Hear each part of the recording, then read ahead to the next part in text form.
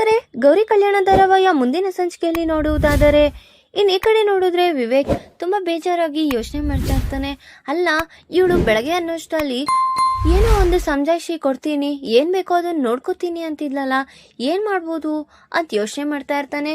ಈ ಕಡೆ ನೋಡಿದ್ರೆ ಚಿನ್ನು ಮಲಗಿದ್ರೆ ಅಷ್ಟೊತ್ತಿಗೆ ಶ್ಯಾಮ್ ಚಿನ್ನು ಕಾಲ್ ಮಾಡಿ, ಚಿನ್ನು ಮಚ್ಚಿ ನಾನು 4 ನಂಬರ್ ಕಳಿಸಿದ್ದೀನಿ, ಅದರಲ್ಲಿ ಒಂದೊಂದೇ ನಂಬರ್ಗೆ ಟ್ರೈ ಮಾಡಿ ಆ ಹುಡುಗಿ ಹೆಸರು ಏನು, ಆ ಹುಡುಗಿ ನಂಬರ್ ಯಾವುದು ಅಂತ ತಿಳ್ಕೊಳಕ್ಕಾಗುತ್ತಾ ಅಂತ ಕೇಳ್ತಾ ಇರ್ತಾನೆ. ಬಿಡೋ, ನನಗೆ ನಿದ್ದೆ ಬರ್ತಿದೆ ಕಣೋ, ನೀನೇನೋ ಮಧ್ಯದಲ್ಲಿ ಈ ರೀತಿ ಫೋನ್ ಮಾಡು ಅದ್ ಮಾಡು ಇದ್ ಮಾಡು ಅಂತ ತಲೆ ತಿಂತಿದ್ಯಾ, ಇಡೋ ಫೋನು ಅಂತ ಹೇಳ್ತಾ ಇರ್ತಾನೆ.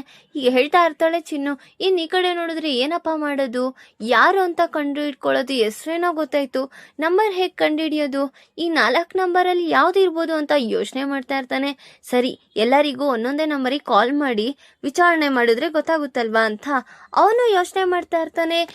ಅಷ್ಟೊತ್ತಿಗೆ ಗೌರಿ ನಿದ್ದೆ ಹೋಗ್ತಾ ಇರ್ದಂಗೆ, ಅಲ್ಲ ಏನೋ ಹೇಳ್ದೆ ಬೆಳಗ್ಗೆ ಅನ್ನೋಷ್ಟರಲ್ಲಿ ರುಜು ಮಾಡ್ತೀನಿ ಅಂತ, ಈಗೇನು ಆರಾಮಾಗಿ ನಿದ್ದೆ ಮಾಡ್ತಾ ಇದ್ಯಾ, ಅಯ್ಯೋ ಈಗೇನಾಯ್ತ್ರಿ ನಿಮ್ಗೆ, ಇವಾಗ ನಿದ್ದೆ ಬರ್ತಿದೆ ನಿದ್ದೆ ಮಾಡಿ, ಏನೋ ಹೇಳ್ದೆ ದೊಡ್ಡದಾಗೇನೋ ಸಾಧಿಸ್ತೀನಿ ಅಂತ, ಅಯ್ಯೋ ಬೆಳಗ್ಗೆ ಎದ್ದೋಳಾದ್ಮೇಲೆ ಗೊತ್ತಾಗುತ್ತೆ ಬಿಡ್ರಿ, ಮಲ್ಕೊಳ್ರಿ ಪ್ರಶಾಂತವಾಗಿ, ಅಲ್ಲ ಅಂತದ್ ಏನ್ ಮಾಡೋದಿಕ್ ಹೊರಟಿದ್ಯಾ ಅಂತ ತಿಳಿಸು ಅಂತ ಹೇಳ್ತಿದ್ರು.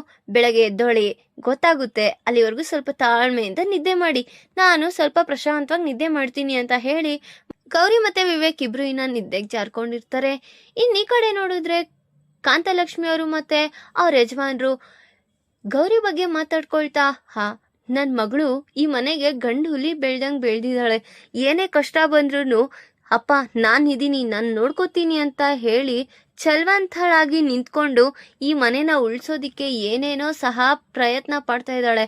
ಏನೋ ಅವಳು ಅನ್ಕೊಂಡಾಗೆ ಈ ಮನೆನ ಉಳಿಸಿದ್ರೆ ನನಗಿನ್ನೇನು ಬೇಡಕ್ಕ ಅಂತ, ಅವಳು ಖುಷಿಯಾಗಿರ್ಬೇಕು, ಅವಳ ಸಂಸಾರನೂ ಖುಷಿಯಾಗಿ 100 ಕಾಲ ಚೆನ್ನಾಗಿದ್ರೆ ಅಷ್ಟೇ ಸಾಕು ಅಂತ ಶಾಂತವೀರ್ ಅವರು ಸಹ ಮತ್ತೆ ಕಾಂತ ಅವರಿಬ್ರು ಮಾತಾಡ್ಕೊಳ್ತಾ ಇರ್ತಾರೆ. ಬೆಳಗ್ಗೆ ಆಗುತ್ತೆ, ಅವ್ರವ್ರ ದಿನಚರಿ ಕೆಲಸಗಳನ್ನ ಮಾಡ್ಕೊಳ್ತಾ ಬೆಳಗ್ಗೆ ಆಗುತ್ತೆ, ಇನ್ನು ಅವ್ರವ್ರ ದಿನಚರಿ ಕೆಲಸಗಳು ಮಾಡ್ಕೊತಾ ಇರ್ತಾರೆ. ಧಾರಾವಾಹಿ ಪ್ರತಿಯೊಂದು ಸಂಚಿಕೆ ತಪ್ಪದೆ ನೋಡಬೇಕಾದರೆ ನಮ್ಮ ಜ್ಯೋತಿರ್ಭವ ಚಾನಲ್ ಈಗಲೇ ಸಬ್ಸ್ಕ್ರೈಬ್ ಮಾಡ್ಕೊಳ್ಳಿ, ಹಾಗೆ ಪಕ್ಕದಲ್ಲಿರುವ ಬೆಲ್ ಬಟನ್ ಅನ್ನು ಪ್ರೆಸ್ ಮಾಡಿ ಅದರಲ್ಲಿ ಆಲ್ ಆಪ್ಷನ್ ಸೆಲೆಕ್ಟ್ ಮಾಡ್ಕೊಳ್ಳಿ. ಇದರಿಂದ ನಾವು ರಿಲೀಸ್ ಮಾಡುವಂತಹ ಸಂಚಿಕೆ ಅಪ್ಡೇಟ್ ನೋಟಿಫಿಕೇಶನ್ ಸಿಗುತ್ತೆ. ಬೆಳಗ್ಗೆ ಆಗಿರುತ್ತೆ, ಅವ್ರವ್ರ ದಿನಚರಿ ಕೆಲಸ ಮಾಡ್ಕೊಳ್ತಿದ್ದಂಗೆ ಈ ಕಡೆ ನೋಡಿದ್ರೆ ಗೌರಿ ಪ್ರೆಸ್ ಮೀಟ್ ನ ಅರೇಂಜ್ ಮಾಡಿರ್ತಾಳೆ. ಆಗ ಅಷ್ಟೊತ್ತಿಗೆ ಶ್ಯಾಮ್ ಸಹ ಮೇಲಿಂದ ಓಡ್ ಬಂದಿ, ಇರಮ್ಮ ನಾನು ಏನೋ ನೋಡ್ಬೇಕು ಅಂತ ಹೇಳಿ ಟಿವಿ ಆನ್ ಮಾಡ್ತಾ ಇರ್ತಾನೆ. ಅಷ್ಟೊತ್ತಿಗೆ ಗೌರಿ ಮಾತಾಡ್ತಾ ಇರೋ ವಿಚಾರಣೆ ಎಲ್ಲ ಟಿವಿಲಿ ಬರ್ತಾ ಇರುತ್ತೆ. ಅಲ್ಲ, ನೀವು ಈ ಮನೆ ಇಷ್ಟು ದೊಡ್ಡ ಮನೆ ಸೊಸೆ ಆಗಿ ಆ ರೀತಿ ಕೆಲಸ ಮಾಡ್ತಿದ್ದೀರಲ್ಲ, ಈ ಮನೆಯವರೇ ನಿಮ್ಗೆ ಅಷ್ಟೊಂದು ಬಲವಂತವಾಗಿ ಕೆಲಸ ಕಳಿಸ್ತಾ ಇದ್ದಾರೆ ಅನ್ನಂಗಾಯ್ತು ಅಂತ ಮಾತಾಡ್ತಾ ಇರ್ತಾರೆ ಮೀಡಿಯಾದವರೆಲ್ಲ. ನಾನ್ ಏನಾದ್ರೂ ಹೇಳಿದೀನ, ಅಷ್ಟಕ್ಕೂ ನೀವ್ ಯಾಕೆ ಇಲ್ದವೆಲ್ಲ ಅನ್ಕೊಳ್ತಿದ್ದೀರಾ, ನಾನ್ ನಿಮ್ಮ ಹತ್ರ ಬಂದು ಈ ರೀತಿ ಕಷ್ಟ ಆಗ್ತಿದೆ ಅಂದಾಗ ಮಾತ್ರ ನೀವು ಟಿವಿ ಚಾನಲ್ ಅಲ್ಲೆಲ್ಲ ಹಾಕ್ಬೇಕು, ಇಲ್ದೇ ಇರೋ ಸಲ್ದೇ ಇರೋ ವಿಚಾರಗಳನ್ನ ಯಾಕೆ ಹಾಕ್ತಿದ್ದೀರಾ, ಅಷ್ಟಕ್ಕೂ ನಾನು ತವ್ರ ಮನೆಗೆ ಹೋಗಿರೋದು, ನಾನ್ ನಮ್ ತವ್ರ ಮನೆಗೆ ಹೋಗ್ತೀನೋ ಬಿಡ್ತೀನೋ ಕೆಲಸ ಮಾಡ್ತೀನೋ ಏನೋ, ನಿಮಗೆ ಯಾಕೆ ಅಷ್ಟೊಂದು ಕಷ್ಟ, ನೀವು ಒಂದ್ ಹೆಂಗ್ಸಾಗಿದ್ದೀರಾ, ಮದ್ವೆನೂ ಆಗಿದೆ, ಮಕ್ಳು ಸಹ ಇದ್ದಾರೆ, ಈಗ ಆಗಂತ ನಿಮ್ಮ ಅಪ್ಪ ಅಮ್ಮನ ನೀವು ಬಿಟ್ಬಿಡ್ತೀರಾ ಅಂತ ಆ ಮೀಡಿಯಾದಲ್ಲಿರೋರ್ನೇ ಒಬ್ರನ್ನ ಪ್ರಶ್ನೆ ಮಾಡ್ತಾ ಇರ್ತಾಳೆ ಗೌರಿ. ಆಗ ಇಲ್ಲ ಮೇಡಮ್ ಹೋಗ್ತೀವಿ, ಮತ್ತೆ ನೀವ್ ಹೇಗ್ ಹೋಗ್ತೀರೋ ನಾನು ಅದೇ ರೀತಿ ಹೋಗ್ತೀನಿ, ನಮ್ಮ ಅಪ್ಪ ಅಮ್ಮ ಕಷ್ಟ ಅಂದ್ರೆ ನಾನ್ ನಿಂತಿ ನೋಡ್ಬೇಕಾಗಿರೋ ಜವಾಬ್ದಾರಿ ನಂದು, ನೀವ್ ಹೇಗ್ ಹೋಗ್ತೀರೋ ನಾವು ಹಾಗೆ ಅಲ್ವಾ, ನಿಮ್ಗೊಂದ್ ನ್ಯಾಯ ನಮ್ಗೊಂದ್ ನ್ಯಾಯ ಇರುತ್ತಾ, ಎಷ್ಟೇ ದೊಡ್ಡ ಮನೆ ಸೊಸೆ ಆದ್ರೂನು ಅವ್ರ ಅಪ್ಪ ಅಮ್ಮನ ಮನೆಗೆ ತವ್ರ ಮನೆಗೆ ಹೋಗ್ಬಾರ್ದು ಅಂತ ಯಾರು ರೂಲ್ಸ್ ಹಾಕಿಲ್ಲ ಆಯ್ತಾ, ಅವ್ರವ್ರ ಇಚ್ಛೆ ಹಂಗೆ ಹೋಗ್ಬೋದು ಬರ್ಬೋದು ನೆಮ್ಮದಿಯಾಗಿರ್ಬೋದು, ಇವರು ನನ್ಗೆ ಯಾವತ್ತು ರೂಲ್ಸ್ ರಿಸ್ಟ್ರಿಕ್ಷನ್ಸ್ ಏನೋ ಹಾಕಿಲ್ಲ, ನೆಮ್ಮದಿಯಾಗಿ ಹೋಗ್ತಾ ಇದ್ದೀನಿ ಬರ್ತಾ ಇದ್ದೀನಿ, ನಂದೇನ್ ಕೆಲ್ಸ ಇದೆಯೋ ನಾನ್ ಮಾಡ್ಕೋತಾ ಇದ್ದೀನಿ, ಸ್ವಾಭಾವಿಕವಾಗಿ ನಾನ್ ಬದುಕ್ತಾ ಇದ್ದೀನಿ, ನನ್ ಕಲೆ ನಾನ್ ಮಾಡ್ತಾ ಇರೋ ಕರ್ತವ್ಯ ಅವ್ರಿಗೆಲ್ಲ ಗೊತ್ತಿದ್ದು ನೀವು ಈ ರೀತಿ ಅವ್ರ ಮೇಲೆ ಇಲ್ದೇ ಇರೋದು ತಪ್ಪನ ಅಪರಾಧ ಮಾಡಿದ್ರೆ ಯಾರಿಗ್ ತಾನೇ ಬೇಜಾರಾಗಲ್ಲ, ನೀವು ಮಾಡ್ತಾ ಇರೋ ಕೆಲ್ಸನೇ ಅಂತದ್ದು, ನಿಮಗೆ ಅಷ್ಟಕ್ಕೂ ಈ ಲೀಕೇಜ್ ನಿಮ್ಗೆಲ್ಲ ಈ ವಿಷಯ ಲೀಕ್ ಆಗ್ತಾ ಇರೋದು ಎಲ್ಲಿಂದ, ನೀವೇ ಯಾರೋ ಒಬ್ರು ಬಂಡವಾಳನ ಬಯಲ್ ಮಾಡಿಸ್ತಿದ್ದೀರಾ ಅಂತ ಗೊತ್ತಾಗ್ತಿದೆ, ಅತಿ ಶೀಘ್ರದಲ್ಲೇ ನಾನು ಹಿಡ್ದಿಲ್ಲ ಅಂದ್ರೆ ಕೇಳಿ, ಪಕ್ಕ ಹಿಡ್ದೇ ಹಿಡಿತೀನಿ ಅಂತ ಎಲ್ಲ ಮಾತಾಡ್ತಾ ಇರ್ತಾರೆ.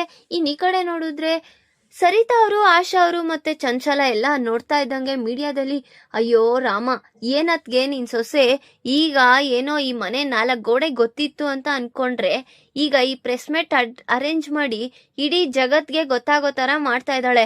ಅಷ್ಟಕ್ಕೂ ಈಗ ಹೇಗಿದ್ರು ಅವ್ರ ಅಪ್ಪ ಅಮ್ಮನ್ಗೆ ಕಷ್ಟ ಇದೆ, ಏನೋ ನಾವೇ ಬೇಕು ಅಂತ ಅವಳಿಗೆ ಇಷ್ಟ ಕಾಸು ಕೊಟ್ಟಿ ನಿಮ್ಮ ಅಪ್ಪ ಅಮ್ಮನ್ಗೆ ಸಹಾಯ ಮಾಡಿ ಅಂತ ಈ ರೀತಿ ಪ್ಲಾನ್ ಮಾಡಿದಾಳೆ ಅನ್ಸುತ್ತೆ ಅತ್ಗೆ ಅಂತ ಚಂಚಲ ಹೇಳ್ತಾ ಇರ್ತಾರೆ. ಅಷ್ಟೊತ್ಗೆ ಇನ್ನ ಮೋನಿಕಾನು ಸಹ, ಇವಳು ಹುಟ್ಟದಾಗಿಂದಾನು ಇಷ್ಟೇ ಆಂಟಿ, ಅವಳು ಏನ್ ಮಾಡ್ಬೇಕು ಅನ್ಕೋತಾಳೋ ಹಟ್ಮಾರಿ ಮಾಡೇ ಮಾಡ್ತಾಳೆ, ಅವಳು ಸಿಂಹಾಸನದ ಮೇಲೆ ಕೂರ್ಸಿದ್ರು ಕೂರಲ್ಲ, ಆ ಕೆಸರಿಗೆ ಹೋಗ್ತಾಳೆ ಅಂತ ಹೇಳ್ತಿದಂಗೆ ಇನ್ನ ಸರಿತಾ ಅವ್ರಿಗೂ ಸಹ ತುಂಬಾ ಕೋಪ ಬರ್ತಾ ಇರುತ್ತೆ. ಈ ಕಡೆ ನೋಡಿದ್ರೆ ವಿವೇಕ್ ಅವನ್ ಪಾಡಿಗೆ ಅವನು ವರ್ಕ್ ಮಾಡ್ತಿದ್ರೆ ಅಷ್ಟೊತ್ಗೆ ಮತ್ತೆ ಅವ್ರ ಮ್ಯಾನೇಜರ್ ಬಂದು, ಸರ್ ಮೇಡಮ್ ಅವ್ರದ್ದು ಮತ್ತೆ ಒಂದು ವಿಡಿಯೋ ವೈರಲ್ ಆಗ್ತಿದೆ ಅಂತ ತೋರಿಸಿ ಮತ್ತೆ ಅವ್ರ ಗೌರಿ ಮಾತಾಡಿರೋ ವಿಚಾರನೆಲ್ಲ ತಿಳಿಸ್ಕೊಂತಾ ಇರ್ತಾನೆ. ಏನ್ ಮಾಡ್ತಿದ್ದಾಳಪ್ಪ ಇವಳು ಅಂತ ಯೋಚನೆ ಮಾಡ್ತಾ ಈಗ ಅಲ್ಲಿಂದ ಹೊರಟಿರ್ತಾನೆ. ಈಗ ಗೌರಿಗೆ ಚಂಚಲ ಮತ್ತೆ ಅನಿಕೇತ್ ಮಾಡಿರೋ ವಿಚಾರ ಗೊತ್ತಾಗುತ್ತಾ, ಇದ್ರಿಂದ ಅವರಿಬ್ರೇ ಬಂಡವಾಳ, ಅವರಿಬ್ರೇ ನಾಟಕ ನಡೀತಿದೆ ಅಂತ ಗೊತ್ತಾಗುತ್ತಾ. ಈ ಕಡೆ ನೋಡಿದ್ರೆ ಚಂಚಲ ಹೇಗಾದ್ರೂ ಮಾಡಿ ಗೌರಿನ ಈ ಮನೆಯಿಂದ ಕಳಿಸ್ಬೇಕಲ್ಲ ಅಂತ ನಾನಾ ತರ ಪ್ರಯತ್ನ ಪಡ್ತಾ ಇದ್ದಾಳೆ ಸರಿತಾ ಅವ್ರ ಮುಂದೆ.